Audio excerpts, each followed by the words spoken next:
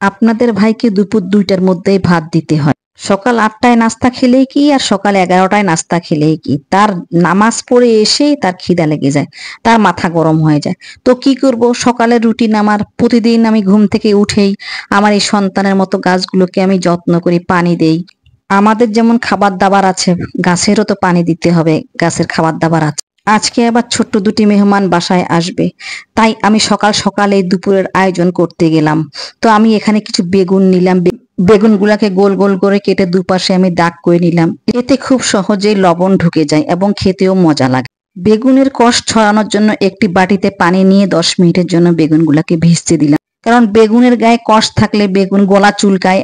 ওইদিকে একটি বাটিতে মুরগির মাংসগুলোকে নিয়ে লবণ দিয়ে ভিজিয়ে রাখলাম, আর মুরগির মাংসগুলোকে একটু দাগ করে নিলাম যাতে লবণগুলো ভিতরে ভালোভাবে ঢুকে যায়। এদিকে বেগুনের পানিগুলো ফেলে দিয়ে ওই বাটিতেই বেগুন নিলাম আর দিয়ে দিলাম ১ চামচ লবণ, ১/২ চামচ হলুদ গুঁড়া, ১/২ চামচ মরিচ গুঁড়া, ১/২ চামচ আদা বাটা এবং ১/২ চামচ রসুন বাটা, সব একসঙ্গে ভালো করে মিক্স করে নিয়ে ১০ মিনিটের জন্য রেস্টে রেখে দিব। তারপর একটি প্যানে আমি একে একে সব বেগুনগুলো দিয়ে দিবে। আমি একটি কথা বলতে ভুলেই গেছি, বেগুনগুলোকে যখন মশলা মাখিয়ে রেখেছি তখন ওই বেগুনের মধ্যে আমি একটি ডিম দিয়েছি। ডিম দিয়ে ভালো করে বেগুনগুলোকে মেখে তারপর কিন্তু আমি ভেজেছি। এতে বেগুনগুলো একটু ক্রিস্পি ক্রিস্পি হয় এবং খেতে অনেক মজা লাগে। বেগুনগুলোকে রেস্টে দিয়ে আমি মুরগির মাংসগুলোকে রোস্টের জন্য ভেজে নিলাম। বেগুনগুলো ভাজার পরে যে অবশিষ্ট ডিমটা ছিল সেই ডিমের মধ্যে আমি কিছু পেঁয়াজ দিয়ে ডিমগুলোকে ভেজে আমি ঝুরি ঝুরি করে নিলাম।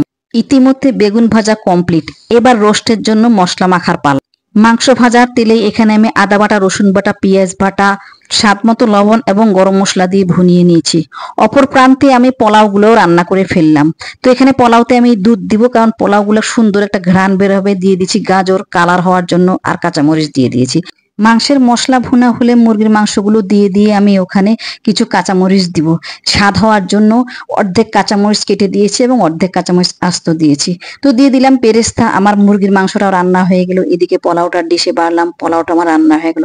খুব সুন্দর একটা ঘ্রাণ বের হয়েছে। তো ভিডিওটি যারা দেখছেন তারা প্লিজ লাইক এবং কমেন্টস করে জানাবেন কেমন হয়েছে।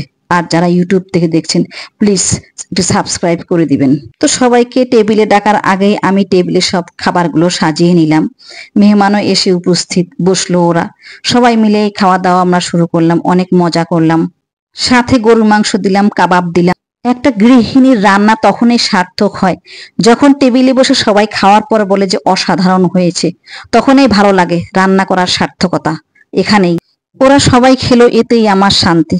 ধৈর্য সহকারে এতক্ষণ ভিডিওটি দেখার জন্য সবাইকে ধন্যবাদ। তো আল্লাহ হাফিজ।